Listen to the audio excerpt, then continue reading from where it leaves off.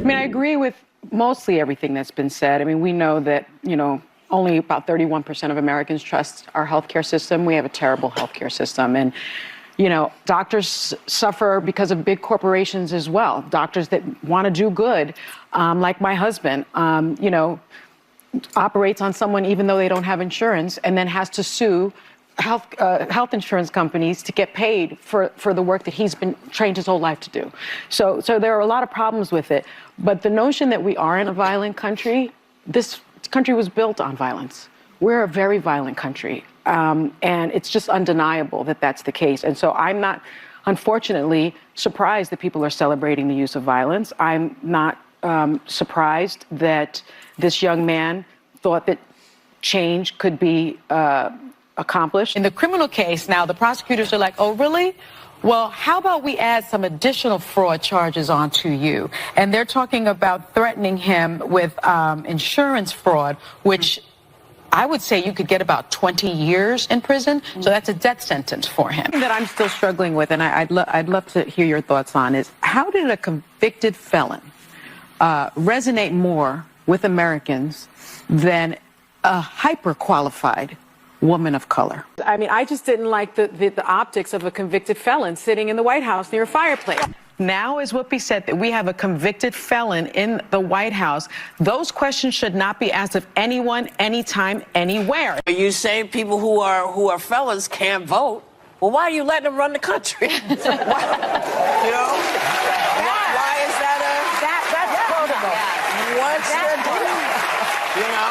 So if he gets convicted, every single convicted felon in this country should be able to vote. Well, You think there should also be some soul searching on the Republican side who need to analyze why they would nominate a convicted felon who ran on lies, threats of retribution, and concepts of a plan. Guys, this is probably one of the best days of my life. Want to know why? Now, look, if you guys watch my channel, you guys already know I do not do reactions on The View. I just don't. I can't stand The View. Everybody on YouTube and their grandmother does reactions on The View because they're just so incompetent. Like, I hate, look, it's just a coincidence that they're all women, okay? But they are all like brain dead, okay? I'm not saying women are dumb or anything like that. Women are smart, but these group of people are really, really not smart, guys. And it's just aggravating every time I hear Whoopi, Joy, and all of these Sunny and like that's all I got for The View is just But now we can turn that into a because Sunny Hostin literally has just been exposed as a fraudulent fool. Because you're sitting up here talking about Trump, convicted felon. I'm a lawyer. Trump, he needs to be in jail. Why would the country elect a convicted felon? I mean, it's like, girl. Now, if I'm reading this article right, we're gonna get into this article for a second, but it's like, according to my knowledge, your husband was doing surgeries, cosmetic surgery to be exact, on people with no insurance, or the insurance just didn't cover it at all. And then he follows up by suing the insurance company by claiming false allegations. Like, dude, that is fraud as hell. And your wife is sitting up there talking about Trump?